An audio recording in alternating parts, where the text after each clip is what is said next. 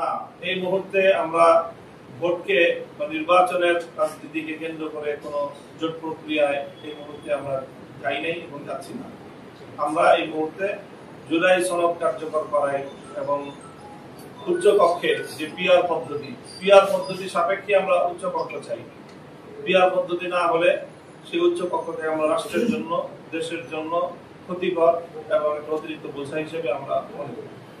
আমরা সরকারের সাথে বোঝাপড়ার জায়গায় তো বিষয়টা বলে আমরা মাঠে নামতাম না।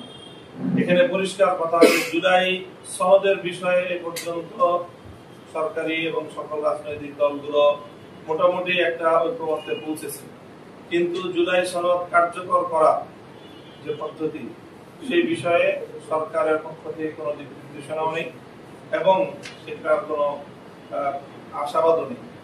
এই মুহূর্তে সরকার সহজেই এই বিষয়টা কার্যকর করবে বলে মনে হচ্ছে না। তো এই জন্যই আমাদের মনে হচ্ছে যে এই বিষয়ে আন্দোলনের বিকল্প নেই এবং আমাদের জুলাই সনদের কার্যকর করার দাবিটি এটি আমাদের জুলাই আন্দোলন এবং বিপ্লবের যে অর্জন, সে অর্জনটা সম্পূর্ণ এর উপর নির্ভরশীল আমরা মনে করি।